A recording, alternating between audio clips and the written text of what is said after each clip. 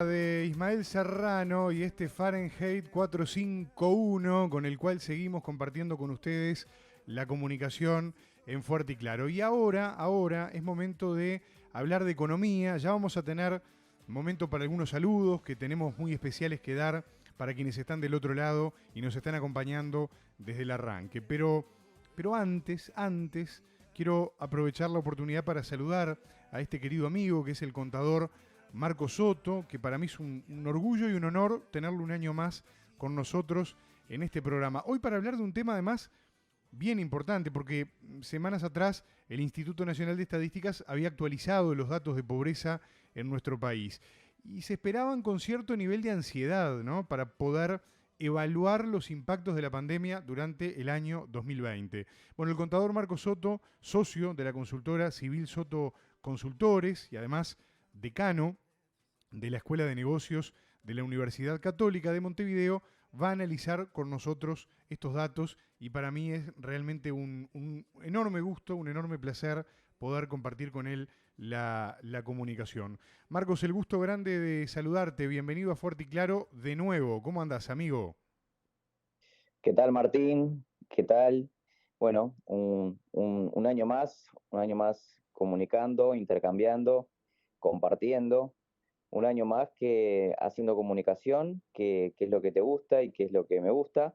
Así que, ¿qué más se puede pedir? ¿Qué te parece? Y estamos, y eso es lo más importante, Marcos, en el marco de toda esta Exactamente. realidad en la que estamos viviendo y que nos ha golpeado a algunos más duro que a otros, a vos ni que hablar. Para mí es un verdadero honor y una alegría muy grande, de verdad, contarte un año más en el equipo y lo sabés. Así que bienvenido de nuevo y bueno, a quemarropa, tengo que ir con la pregunta porque el tema es muy delicado y evidentemente nos convoca a todos, ¿no? Eh, ¿Qué pasó con la pobreza en el Uruguay, en definitiva, durante este año 2020 que se nos fue y que nos dejó este 2021 tan incierto todavía, ¿no? Sí. La pobreza en Uruguay, en nuestro país, durante el 2020 alcanzó al 8,1% de los hogares y al 11,6% de las personas. Más de 11 personas cada 100 son pobres en Uruguay.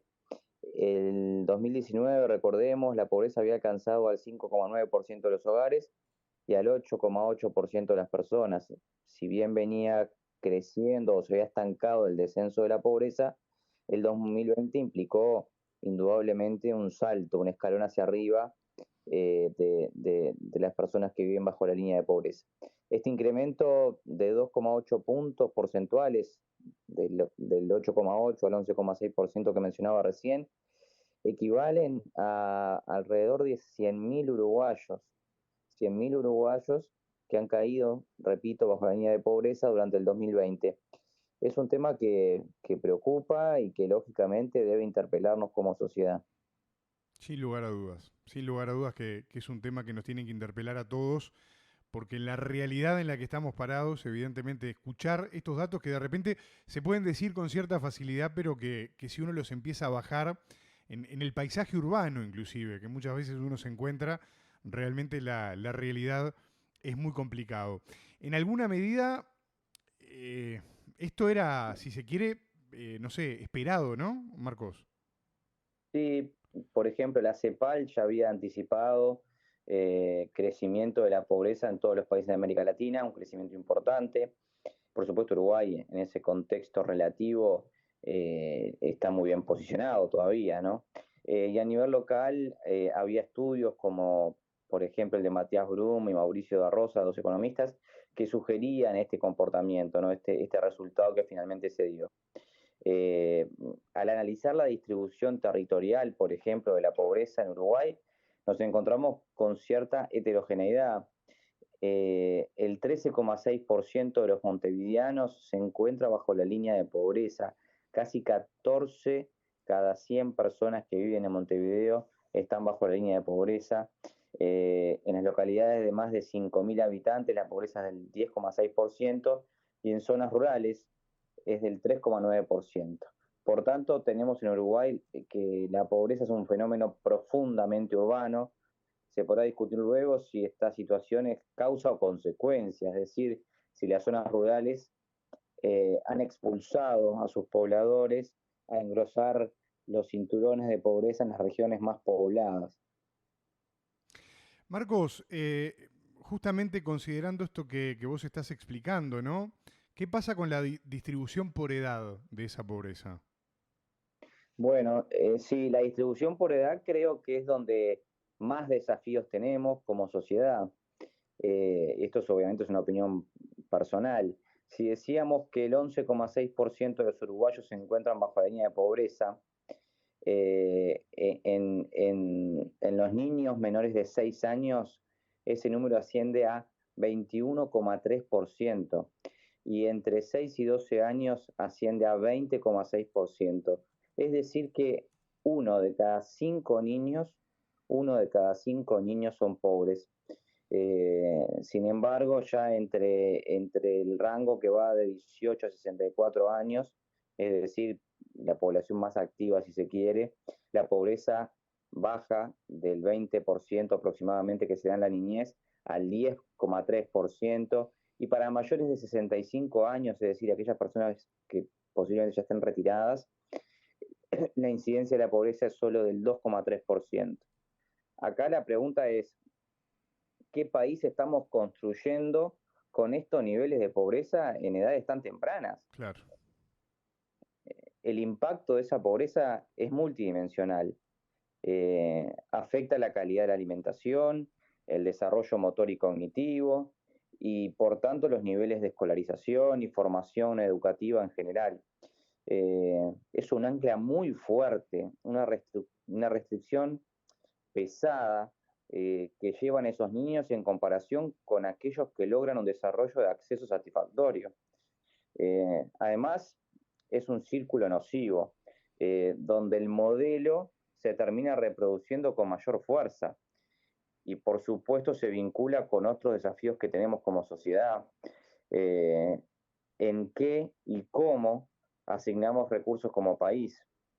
Recursos que ya hemos hablado, Martín, en otras oportunidades, son naturalmente escasos, es decir, Uruguay es un país con recursos limitados. Creo que si como generación que está en condiciones de tomar decisiones, porque como generación de adultos que somos, pusiéramos énfasis en cortar este ciclo perverso de la reproducción infantil de la pobreza, tendríamos un futuro más promisorio como sociedad. Ni que hablar más justo, pero también más eficiente, porque la red de contención de seguridad social, hoy muy enfocada en los mayores de 64 años, quizás no deba ser tal si las personas consiguen un desarrollo más adecuado durante su vida activa. Claro.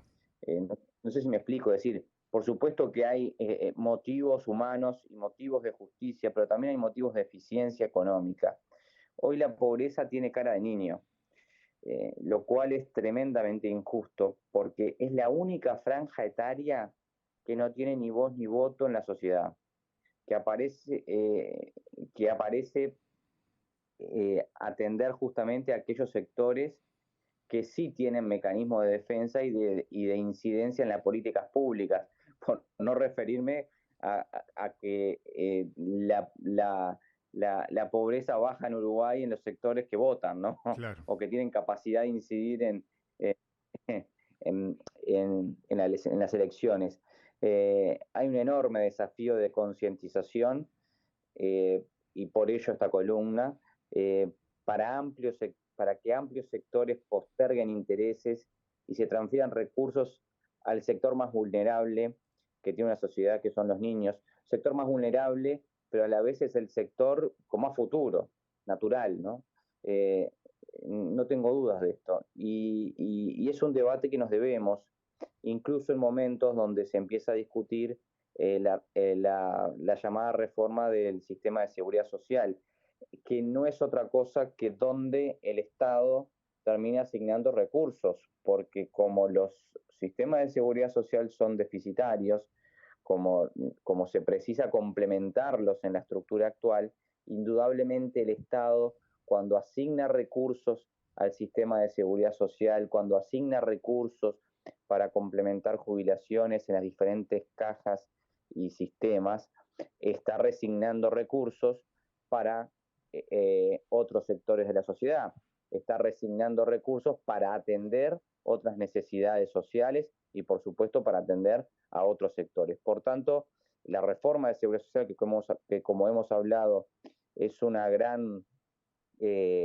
hemorragia de recursos públicos, debe reformarse y debe reformarse en pro de esto. Por eso el debate que se viene es dónde y cómo nuestra generación admite renunciar a ciertos derechos, admite y acepta renunciar a ciertos recursos futuros para que el Estado logre reducir un costoso sistema de seguridad social y pueda transferir recursos realmente a donde deben colocarse, ¿no? O a donde yo entiendo deben colocarse, que es, por supuesto, focalizados en esa niñez. Y aparte otra cosa, Martín, Sí. la pobreza aumenta y, como bien decías, no es un número más, porque así como baja, me acuerdo el contador Damiani decía que la confianza baja en ascensor y sube en escalera. Sí. Y con la pobreza pasa lo mismo, es decir, uno baja rápido, baja en ascensor bajo la línea de pobreza y luego salir de ese círculo es mucho más lento. Y eso está probado, es decir, los sectores sociales, las personas que entran en círculos de pobreza, luego rescatarlos de esa situación es más complejo y lleva mucho más tiempo que su caída. Y no se resuelve únicamente con un año bueno económico o 2 años buenos de crecimiento. Se precisan políticas públicas focalizadas para rescatar a esa gente que ha caído en una situación de vulnerabilidad. Sin lugar a dudas estamos ante una toma de rehenes, ¿no? Con algunas decisiones que estamos tomando como país, como sociedad, como gobierno, etcétera, etcétera. Y el costo que está de fondo, por todo eso que vos explicabas, que no lo podías haber explicado mejor, es altísimo, ¿no? Y sobre ese punto hay que reflexionar, porque ahí también es donde la economía, los números, que es tu ambiente natural de trabajo, se tocan mucho con otras cuestiones que hacen a la interpretación, que hacen a la vida de la gente y que hace a lo que representan esos números, que no son solamente números, tienen un sentido detrás y que es muy caro, sin lugar a dudas, para nuestro país, ¿no? Sí, pero son horas que requieren generosidad y resignación intergeneracional. Esto que es, bueno, que la generación adulta y la generación mayor precisa tener una visión de mediano y largo plazo y de desprendimiento, porque si algo nos debe haber dejado de enseñanza esta pandemia es que somos vulnerables, somos fugaces, como vos bien decías al comienzo, y debe enseñarnos a desprendernos de ciertos temas por ahí materiales o de ciertos intereses que antes de esta pandemia vivíamos muy aferrados a ellos. Bueno, tenemos que aprender, la historia está acá para aprender y capitalizarla. Y ese aprendizaje debe ser de los sectores adultos, de los sectores mayores, un aprendizaje de desprendimiento intergeneracional hacia nuestra infancia, hacia nuestros niños, que son los más vulnerables, pero también son los que son el futuro. Marcos, perdón que haga un paréntesis en esto tan fuerte y tan delicado, pero un oyente está preguntando por YouTube. Dice, me gustaría saber qué opina el contador Soto respecto a la no suba de combustibles. Si bien es algo positivo para el bolsillo de los uruguayos, puede significar problemas a futuro. Y como es un tema de hoy, de hace un ratito, está caliente todavía, que quema los dedos, no te quiero poner en un compromiso porque sé que a vos te gusta analizar los temas, pero me parece oportuno por lo menos hacerte la pregunta para compartirla con la audiencia. Sí, comparto plenamente la decisión del gobierno en esta oportunidad. Eh, Era un reclamo que se venía escuchando y que se venía haciendo de diferentes sectores. Precisamos un Estado activo, un Estado que ponga las empresas, las empresas públicas al servicio de la sociedad, al servicio del desarrollo y en una situación muy compleja, porque el gobierno está en un brete también, porque aumenta el petróleo y el dólar no ha bajado, entonces son dos variables claves para los precios de los combustibles, que coloca de vuelta en un brete el gobierno. Bueno, pero son horas también de exigir a las finanzas y de no exigir a los bolsillos de los contribuyentes, a los bolsillos de los trabajadores, a los bolsillos del sector productivo, porque los combustibles tienen una incidencia muy importante, tanto para el sector productivo, para el aparato productivo, como para el transporte tanto de mercaderías como de personas, y eso repercute en todos los precios de la economía y termina indudablemente encareciendo la vida del conjunto de la sociedad. De modo de que no estamos en situación para provocar este tipo de sobrecarga. Así que obviamente es una medida arriesgada, es una medida que no puede ser permanente, salvo que cambien las condiciones de las variables que mencioné recién, que el dólar se debilite o que el petróleo baje, pero si no, ya sabemos que es una medida de corte provisoria, porque yo entiendo que el gobierno tiene la expectativa de que el ritmo de vacunación actual en Uruguay termine dando sus resultados en lo que son contagios y en lo que son fallecimientos y tengamos un segundo semestre mucho más activo desde el punto de vista económico. Entonces, bueno, aliviemos abril en vez de blindemos, Sí, aliviemos en este abril en caso algunos aliviemos, claro. aliviemos abril en algunos aspectos y posiblemente debamos aliviar mayo en otros aspectos y bueno, y veamos cómo presenta junio y julio, si la actividad económica vuelve a abrirse del todo y a florecer con una inmunidad más de rebaño de todos los uruguayos que permita un fluir más natural de nuestra convivencia. Estamos todos mirando a Reino Unido, además, ¿no? Que hoy habría la pseudo normalidad, ¿no? Con una aparente inmunidad de rebaño, ¿no? De cara también al 17 de mayo, cuando abran los aeropuertos de vuelta, que ahí es como la gran prueba de fuego, ¿no? A ver qué es lo que pasa con las vacunas, ¿no? Ahora que te escuché hablando de esto de la inmunidad, me quedé pensando en eso, Sí, ¿no? Con la intención de tenemos activar la economía. tenemos al Reino Unido ya, tenemos a Israel, bueno, que ya ha tenido niveles de inmunidad altísimos y que está retornando a la, a la normalidad. Es decir, la Gibraltar expectativa es también, ¿no? Que razonable. tiene una La muy expectativa, escasa población, pero que también ha sido como una experiencia, ¿no? por eso, es decir, la expectativa creo que es razonable en la medida de que, bueno, evidentemente el ritmo de vacunación en Uruguay es muy bueno y la verdad es la esperanza que tenemos todos.